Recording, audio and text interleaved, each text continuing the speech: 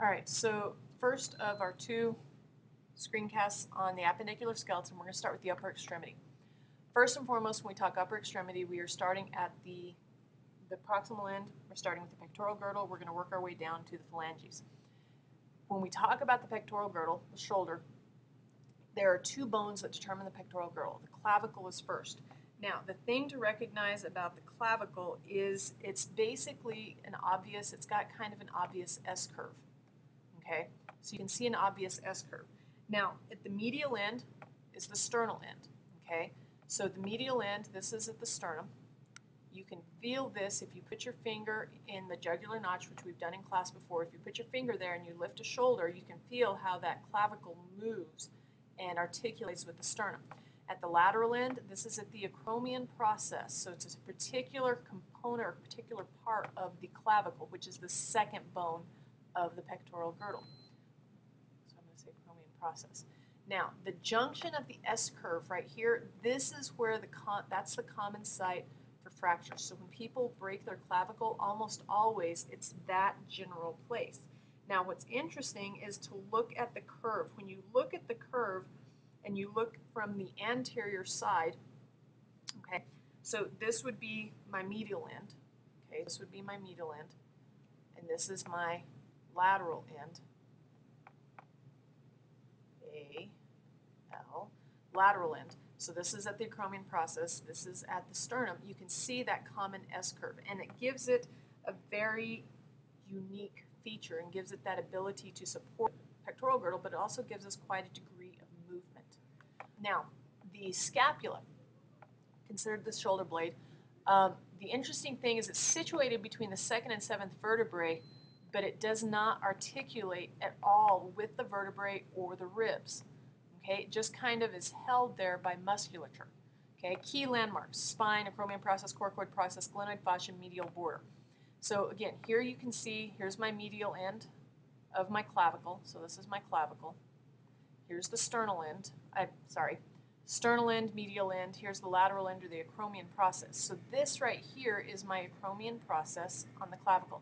You can see on the posterior side how the acromion process is an extension of the spine.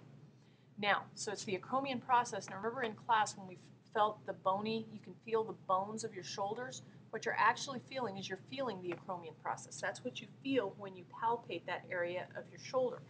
Now, if you come below it, you can see how the skin, the tissue here is going to kind of have a depression. So you can feel as you come off the point of the shoulder, you can feel that depression, and then that area down below is where you would feel the humerus. Now, on the clavicle, medial end, sternal end, medial end, you have the lateral end on the acromion process. This is the coracoid process, okay? Notice that the coracoid process and the acromion process, this area underneath here, so here's my humerus. This area that's underneath the humerus, it's on the surface here, that's where the glenoid fascia is. Okay, so that's where the glenoid fascia is found. Now, the other key points that you need to know. Okay, superior border. So the top portion is my superior border. Okay, this bottom point is known as the inferior angle. Okay, this is actually known as the infraspinous fascia. Infraspinous fascia. Okay, fascia tells you it's a depression. Infraspinous literally tells you below the spine. So what that also tells us is that this fascia here is known as the supraspinous fascia. Okay, this is the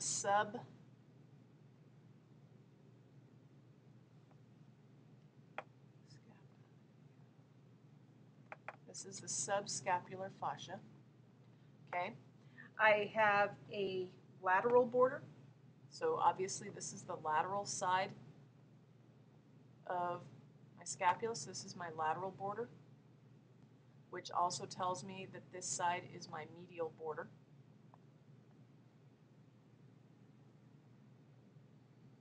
Okay.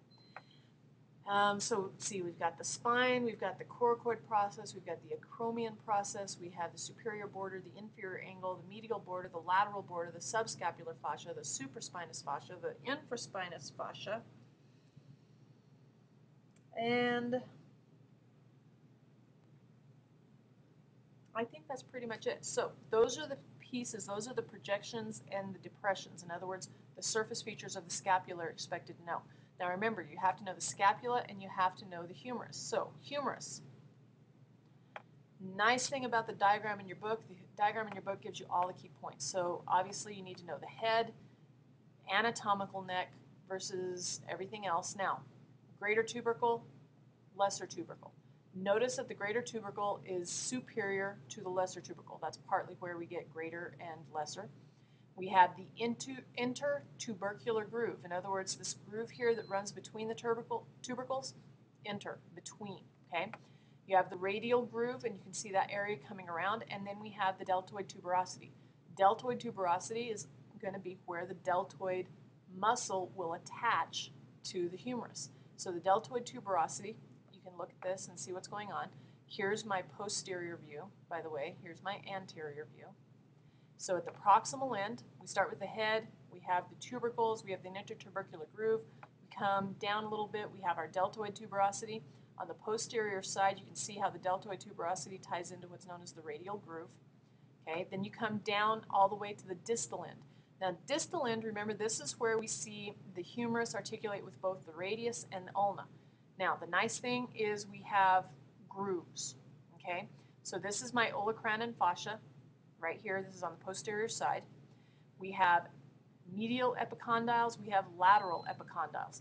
Now epicondyle, epi, outside, condyle. Condyle is the surface that articulations occur on. So we always have condyles on a lot of bones. So that condyle is the surface where it articulates, okay? And then we have the epicondyle. Lateral is on the outside, obviously medial to the inside. Now, the condyles themselves on the humerus have names. We have the capitulum and we have the trochlea. Now, the capitulum and the trochlea articulate with specific bones, okay? And we'll talk about that a little bit. The coronoid fascia is also where you see a component of the ulna articulate, okay? So those are the key points that you need to know. As we move lower, here's the rest of the humerus points, and again, if you look at the diagrams, you've got all of these points that we've just talked about. Now, what's interesting is here you can see the coronoid process of the ulna and the olecranon process of the ulna. Okay, so the coronoid and the olecranon process are going to articulate those processes, those things that stick out, fit into these grooves as we move, as we have that mobility. So as you bring the lower arm up, okay, and you create an elbow, then that's when the coronoid will fit into the coronoid fascia.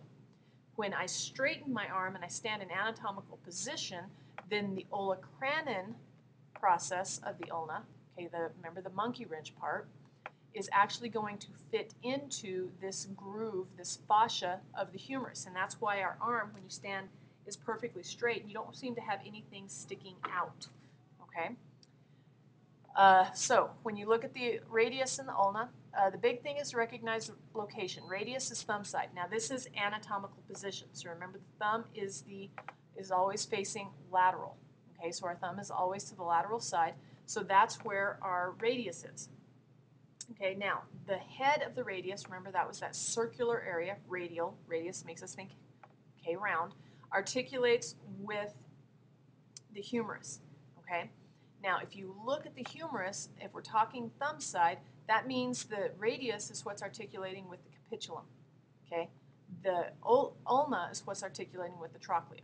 So just kind of keep that in mind as we go through.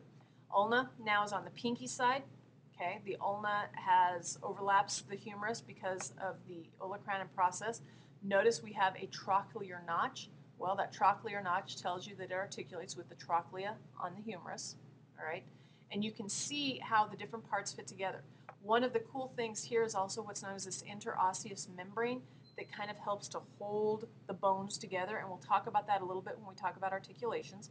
in general, just know that that keeps things and helps to control the movement, because as soon as you bring your thumb over to the medial side, we literally have the radius here moving over the top and you form an X. So we're actually going to end up with an X where the radius ends up over the top of our ulna.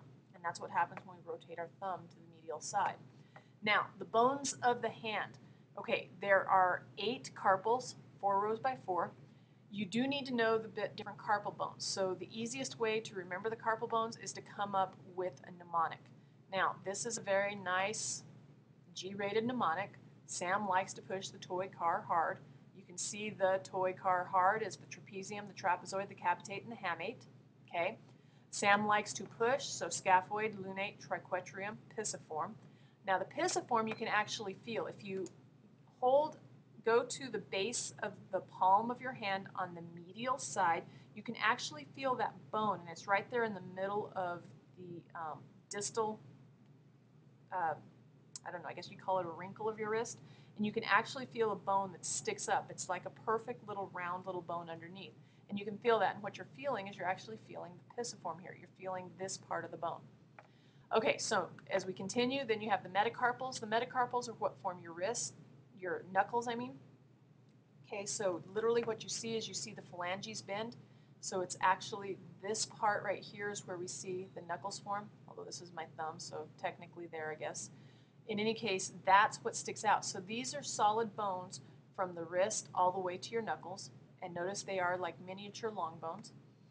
And then we have the phalanges. Now the phalanges all have 3 parts: proximal, middle, distal. And the thumb only has 2, proximal and distal.